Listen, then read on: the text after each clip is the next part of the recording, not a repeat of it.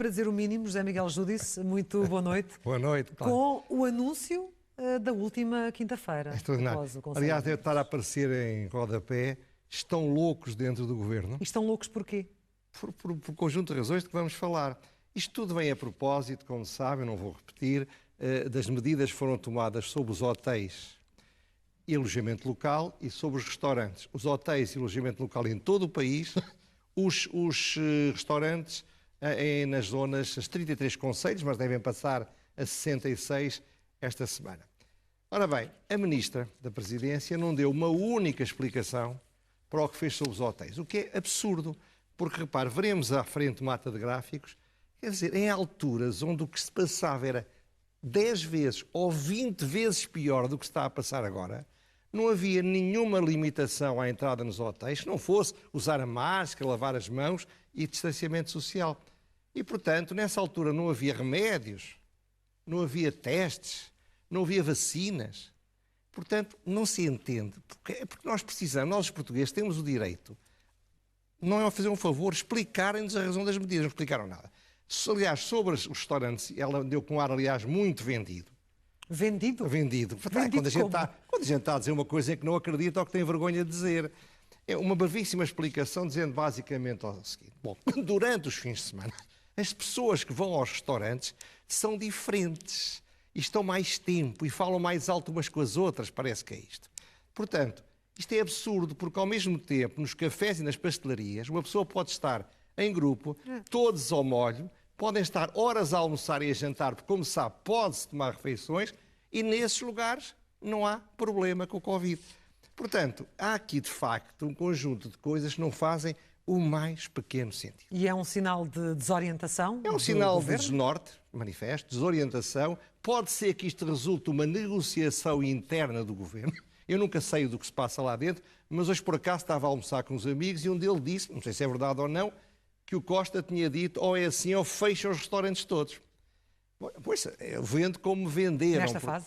Hã? Nesta fase em que a vacinação já está tão avançada? Está tudo doido. Ora bem, depois eu não vou falar também dos alucinados autotestes. Ouça, toda a gente já falou. Vão lá ao Google, antes da censura os tirar, e vejam da esquerda à direita, da extrema esquerda à extrema direita, do extremo centro ao centro de baixo, ao centro de cima, não houve ninguém que não dissesse que isto é um disparate sem nome. Ou seja, nesta fase já há maior consenso do que havia, por exemplo, em março do ano passado, quando o José Miguel Júdice começou a querer a discordar de algumas das medidas aplicadas. Então, hoje, um ano e meio depois quase, as coisas são diferentes e há maior consenso. Hoje praticamente toda a gente diz o que eu andei a dizer. Então vamos ver porquê, porque tem alguns quadros, quadro, não é? De honra, não é assim? É exatamente, ao quadro de honra. E vamos ver o que é que temos para falar. Ora bem. Já está ali o primeiro gráfico, que é um gráfico importante porque revela, desde março de 2020, desde o início da pandemia, a evolução da curva dos casos confirmados. Claro, estão em escalas diferentes, mas repare, a curva dos casos confirmados, que é a azul, e a curva dos óbitos, que é a vermelha. E vai até ao dia 10 de julho ou 9 de julho. Ora bem, houve 2 períodos, de setembro até outubro e depois de dezembro até janeiro, onde isto subiu de uma forma exponencial. Eu perceberia que nessa altura tomassem essas medidas. Não tomaram nada do que estão agora a fazer, não tomaram rigorosamente medida nenhuma. Portanto, isto é o primeiro quadro. Pode passar o quadro seguinte. Nesta fase estamos ali naquela parte final. Claro. Hospitalizados e neles os que estão em unidades de cuidados intensivos. De novo, os cuidados intensivos estão dentro dos hospitalizados e é a mesma coisa muito parecida. Repare, sobe fortemente a partir de setembro, vai depois até lá acima em janeiro, desce. E agora esta subida, eu vi há dias uma jornalista do Observador a dizer com a voz a tremer uma enorme, uma anormal subida de infectados. Proporcional. Mas não é proporcional. Claro, não é neste nada. Neste momento estamos com 700 e... Não, veremos um gráfico sobre isto. Portanto, é um disparate o que estão a dizer. Estão a meter pânico sem qualquer razão. Vamos passar ao gráfico. Não acha que é um sinal de crescimento que seja preocupante nesta fase? Não, vamos ver mais. Ora bem, isto agora até já é melhor. No dia 15 de fevereiro de 2021, havia, com a primeira dose, 300 e tal mil pessoas, com a segunda dose, 200 mil pessoas. Agora, já ultrapassámos os 6 milhões e os 4,2 milhões. Isto foi feito há 3 dias. Certo. Resultado, o número de pessoas com uma dose aumentou 2.000%. E o número de pessoas com 2 doses aumentou também 2.000% em relação ao tal período onde as coisas subiram imenso. Sim. Estou só a contar, isto são só factos. Certo. Não há aqui nenhuma matéria de opinião. Seguinte. E isto deveria ser um sinal de avanço e não de recuo, então, no seu entender. Isto não há nenhuma razão Vamos para ao estar... próximo quadro. Isto é muito curioso. São os valores máximos em vários períodos. Repare, confirmados, a tal tragédia que estão aí a dizer que há. Bom, chegámos a 12.800 no dia 27 de janeiro, no dia 9 de julho foram 2.600. Foi, para aí, menos de 20%. Mas em 18 de novembro estava 3 vezes mais. Quais foram as medidas que foram tomadas nessa altura? Nada. Óbitos. Nessa altura estavam a pensar em salvar o Natal, não era? Mas estavam a pensar...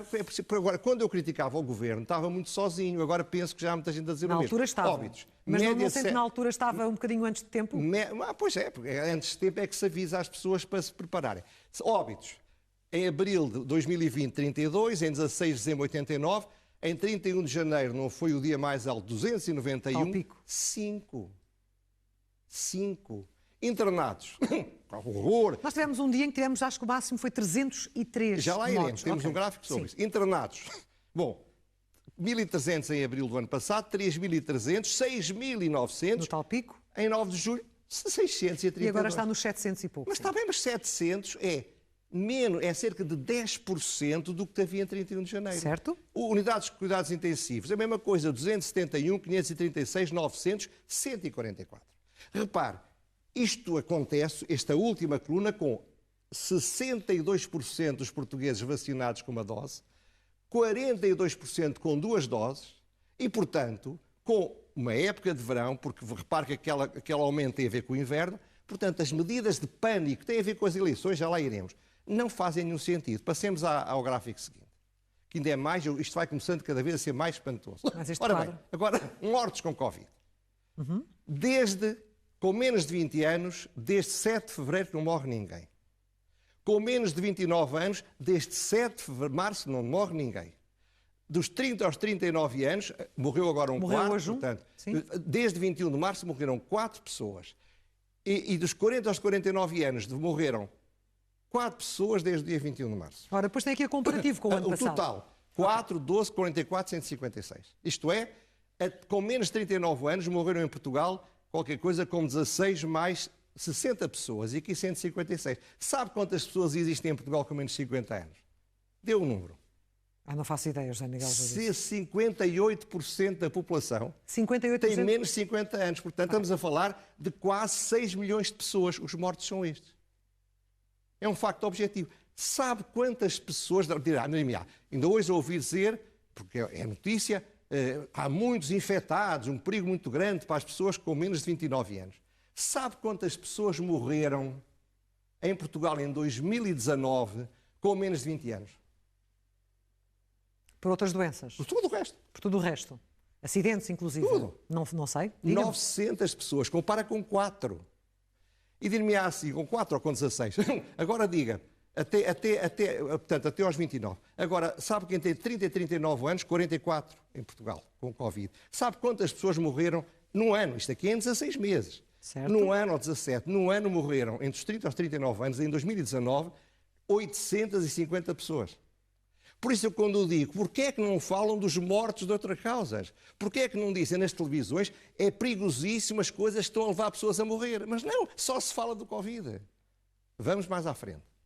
O último gráfico, creio eu. Ora bem, isto é altamente sintomático. Em 28 de janeiro foi o dia em que morreram mais em 303 pessoas. Nós, desde 21 de março, em quase 5 meses, morreram 402 pessoas.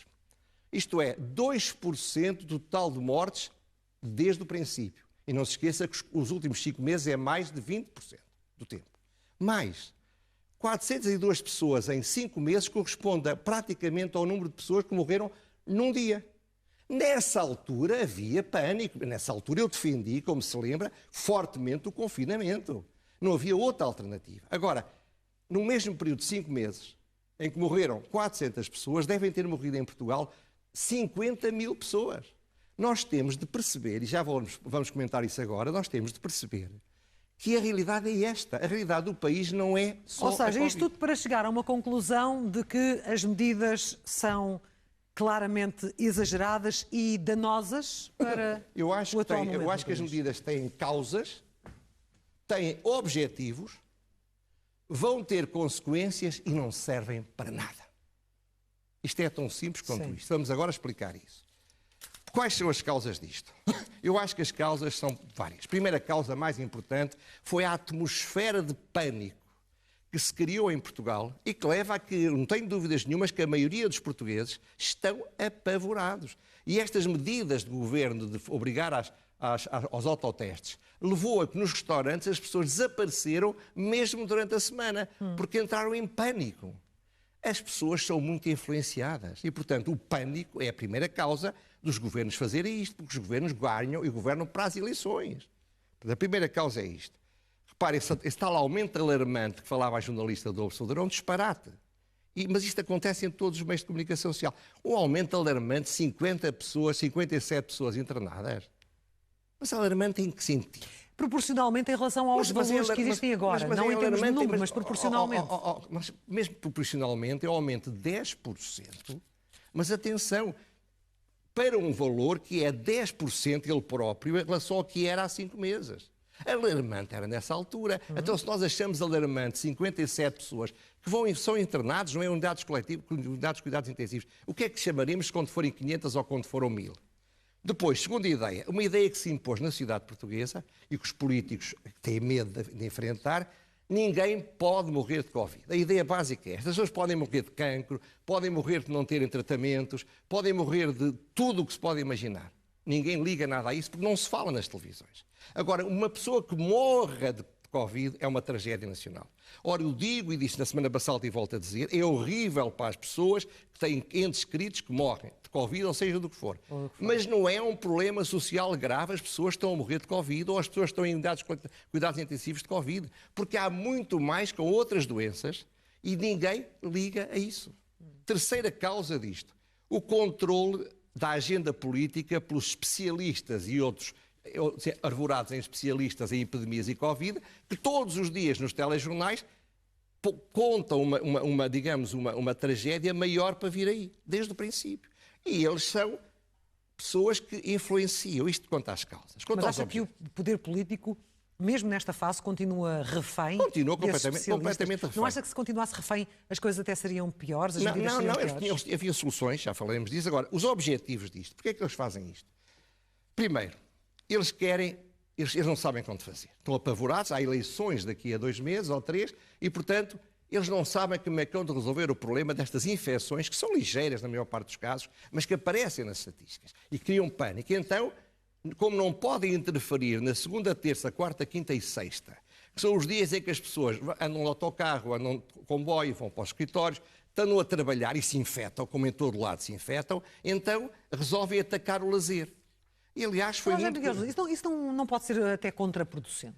Mas, isso não pode virar-se contra o governo. Aliás, já há sondagens que penalizam o governo pela gestão da pandemia. 86% dos portugueses acham que o governo está a fazer muito bem a luta contra a pandemia.